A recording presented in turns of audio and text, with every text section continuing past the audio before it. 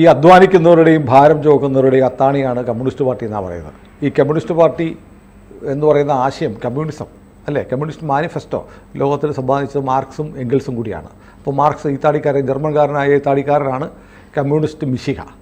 അദ്ദേഹം അധ്വാനിക്കുന്നവർക്കും ഭാരം ചുമക്കുന്നവർക്കും വേണ്ടി ഒരുപാട് കാര്യങ്ങൾ ചെയ്തിട്ടുണ്ട്. ഒരു വേലക്കാരിക്ക് പുള്ളി കുറേ ഭാരം ഉണ്ടാക്കി കൊടുത്തു എന്നുള്ള കഥ കേട്ടിട്ടുണ്ട്. ഉണ്ട്. അതായത് തൊഴിലാളികളെ ചൂഷണം ചെയ്യാൻ പാടില്ല എന്നല്ലേ കമ്മ്യൂണിസം. അപ്പോൾ അത് ഈ വേലക്കാരിയോട് ചെയ്തത് എന്താ? എംഗൽസും ചെയ്തിട്ടുണ്ട്. ഓ, അത് ശരി. അപ്പോൾ എംഗൽസിന് പിന്നെ ആ സ്വഭാവം കുറച്ച് കൂടുതലായിരുന്നു.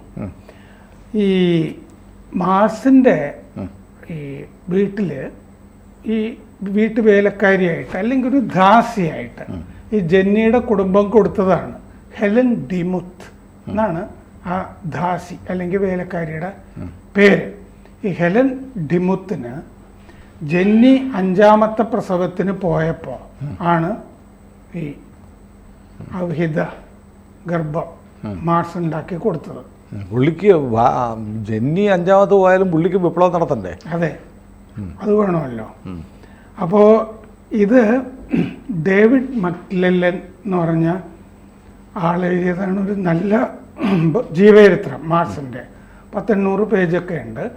അത് വായിച്ച് ഇത് നേരത്തെ ചില സ്ഥലങ്ങളിൽ വന്നതാണ്, പക്ഷേ ഇതിൽ കുറേ ഡീറ്റെയിൽസ് ഉണ്ട് ഈ ഡേവിഡ് മക്ലെല്ലൻ്റെ പുസ്തകത്തിൽ. ആ ഭാഗമൊക്കെ ഞാൻ വായിച്ചതാണ്. ഞാൻ കേട്ടിട്ടുണ്ട് മുമ്പൊരിക്കലും രാമേന്ദ്ര സാർ ഇത് സംബന്ധിച്ചൊരു ലേഖനം എഴുതിയെന്നും ഒരാഴ്ചപ്പതിപ്പിന് കൊടുത്തപ്പോൾ അത് നിഷേധിച്ചു എന്നും. ഏതാഴ്ചപ്പതിപ്പിനായിരുന്നു അത്? കലാമതിക്ക് കൊടുത്തതാണ്, എൻ്റെ പഴയ സ്ഥാപനത്തിനല്ലേ. അതെ അതെ.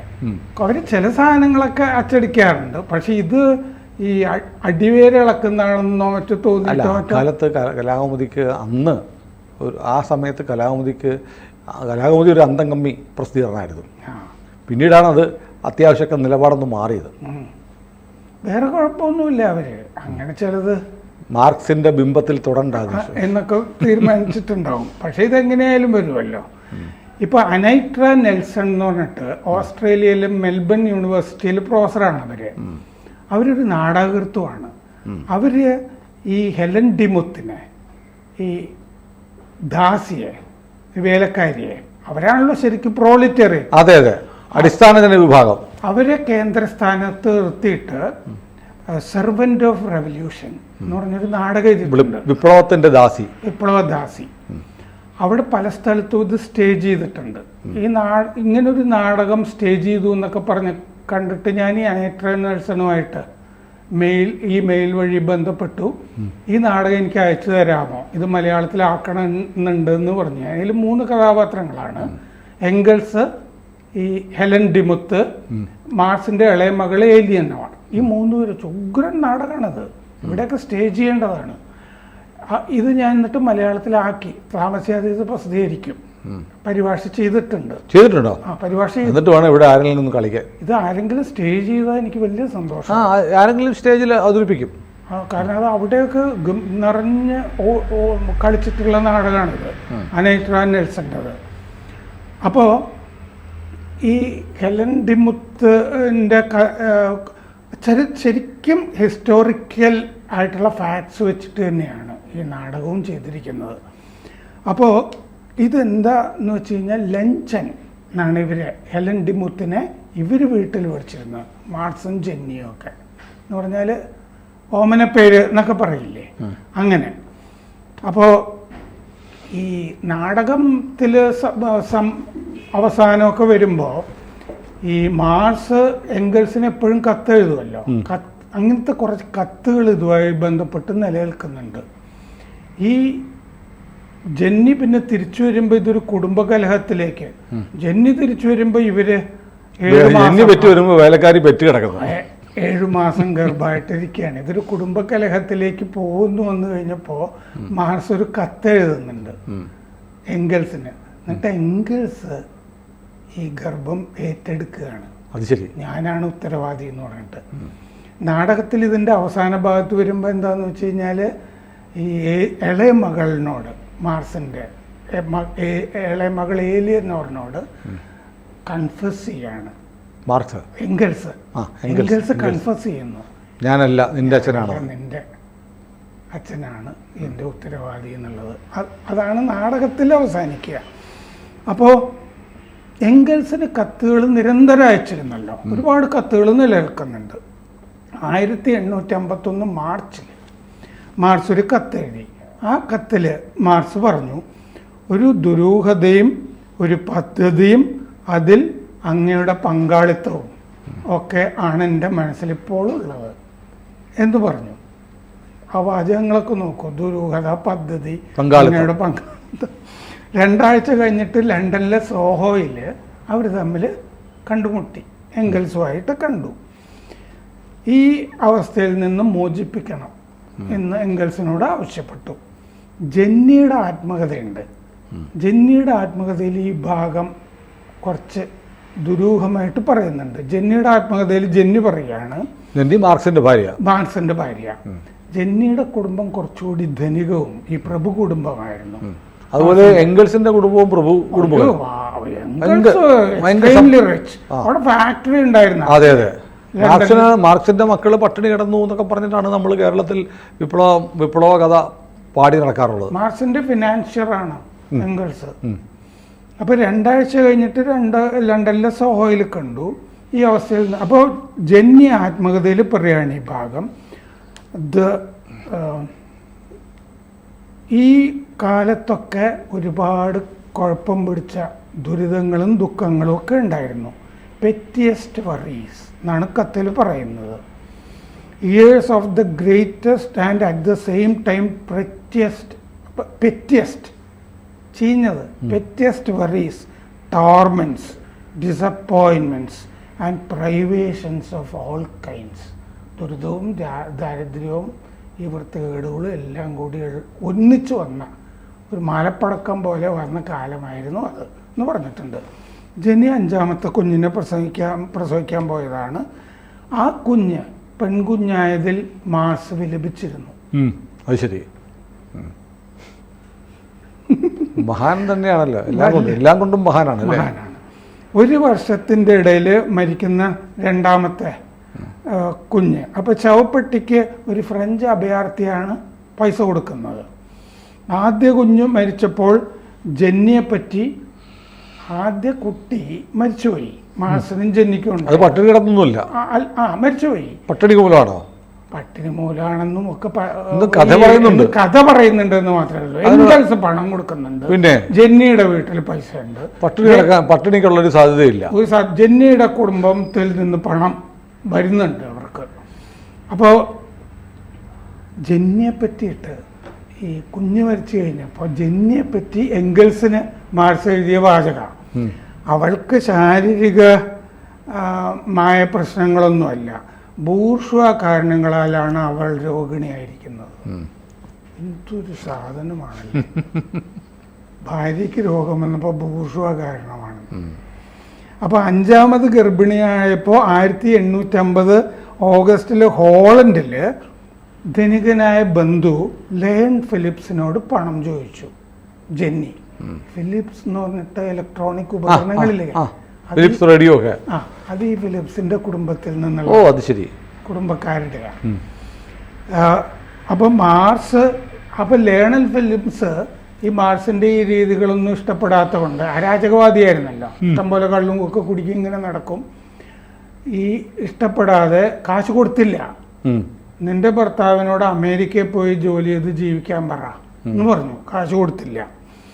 അപ്പോൾ സോഹോയിലെ വീട്ടിൽ 1851 ഏപ്രിലിൽ ഈ ജെന്നി ഈ ഹെലൻ ഡിമുത്തിനെ ഗർഭിണിയായിട്ട് കണ്ടു. 6 മാസമായിരുന്നു ഗർഭം. അപ്പോൾ പ്രസവിച്ചു വന്നിരിക്കുന്ന ഭാര്യ, വേലക്കാരി, ഗർഭിണി. ജെന്നി എഴുതുകയാണ് ആത്മകഥയിൽ, 1851 വേനലിൽ ആദ്യം നടന്ന ഒരു സംഭവം ഞാൻ വിശദമായി ഇവിടെ പറയുന്നില്ല. എനിക്ക് വിഷമം കൂടുതലാക്കിയൊരു വിഷയമായിരുന്നു അത്. ഇതാണ് ഈ അവിഹിത ഗർഭത്തിനെ പറ്റി പരാമർശം. ഈ ഹെലൻ ഡിമുത്ത് ദാസി 9ാമത്തെ വയസ്സിൽ ജെന്നിയുടെ അമ്മയ്ക്കൊപ്പം വന്ന് കൂടിയതാണ് വേലക്കാരിയായിട്ട്, ജെന്നിയുടെ അമ്മയുടെ കൂടെ. ജെന്നിയുടെ സഹോദരി ലോറയുടെ കൂടെയായിരുന്നു കുറേ കാലം. ലോറ പോയി കഴിഞ്ഞപ്പോൾ ആ വിരഹം നികത്തിയത് ഹെലനാണ്. ഒരു കുടുംബത്തിലെ ഒരു കുട്ടിയെപ്പോലെ തന്നെയാണ് കരുതിയിരുന്നത്. ട്രയറിലാണ് ഈ മാർസിൻ്റെ ജനിച്ച സ്ഥലം, ജർമ്മനിയിൽ, പശ്ചിമ ജർമ്മനിയിൽ. ആ ട്രയറിലൊരു ബേക്കറി പണിക്കാരൻ്റെ മകളായിരുന്നു ഹെലൻ.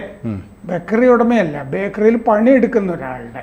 അത്രമാത്രം പ്രോലിറ്റേറിയറ്റാണ്. 1845 ബ്രസൽസിൽ മാർസും ജെന്നിയും ബ്രസൽസിലായിരിക്കുമ്പോൾ ആ കുടുംബത്തിലേക്ക് കൊടുക്കുകയാണ് അമ്മ. അപ്പം ഹെലന് 25 വയസ്സാണ്. മാർസിൻ്റെയും ജെന്നിയുടെയും മാതാപിതാക്കൾ സുഹൃത്തുക്കളായിരുന്നു. ജെന്നിക്ക് മാർസിനേക്കാൾ 4 വയസ്സ് കൂടുതലായിരുന്നു ഭാര്യയ്ക്ക്. ഹെലൻ ആയിരുന്നു ആ പ്രണയബന്ധത്തിൽ. മാർസിൻ്റെ ജെന്നിയുടെയും പ്രണയം നടക്കുമ്പോൾ ഹംസമായിരുന്നതും ഹെലൻ ആയിരുന്നു. 1845 അമ്മ ഹെലനെ മൊത്തത്തിൽ അങ്ങോട്ട് കൊടുത്തു. ലണ്ടനിൽ സ്ഥിരമായി. പിന്നെ മാർസ് ലണ്ടൻ മ്യൂസിയത്തിലൊക്കെ പോയി ഇത് കോപ്പി അടിക്കുന്ന പരിപാടികളൊക്കെ ഉണ്ടല്ലോ. ഒരുപാട് മറ്റേ മാർസിൻ്റെ രചനകളിൽ കോപ്പി അടിയാണുള്ളത് എന്നുള്ളത് വളരെ വ്യക്തമാണ്. ആ കാലത്തെ സുനിൽ പിള്ളയുടമായിരുന്നു മാർക്സും ഇഷ്ടം പോലെ. ഈ ഹെഗലിൽ നിന്നൊക്കെ അങ്ങനെ തന്നെ ഭാഗങ്ങൾ അങ്ങനെ തന്നെ നമുക്കൊരു ഒരു എപ്പിസോഡ് ചെയ്യാവുന്നതാണ്. കോപ്പിയടികൾ മാത്രം കമ്മ്യൂണിസ്റ്റ് പൊതുവെയുള്ള പരിപാടിയാണല്ലേ, അടിച്ചു മാറ്റൽ. അതെ. ജെന്നിക്ക് ശേഷം ഒരു വർഷം, അതായത് ജെന്നി മരിച്ച ശേഷവും ഒരു വർഷം കൂടി മാർസിന്റെ കൂടെ ഹെലൻ ഉണ്ടായിരുന്നു. ഹെലനാണ് മൊത്തത്തിൽ വീടൊക്കെ നടത്തിക്കൊണ്ടിരുന്നത്. ഹെലന് കുറച്ച് പേടിയും ഉണ്ടായിരുന്നു മാർസിന്. Domestic manager. 1820 മുതൽ 1890 വരെയാണ് ഹെലന്റെ ജീവിതകാലം. സർലൻഡിലെ ഒരു കർഷക കുടുംബമായിരുന്നു അവരുടേത്. വേലക്കാരിയായിട്ട് ദത്തെടുത്തതാണ് ജെന്നിയുടെ കുടുംബം.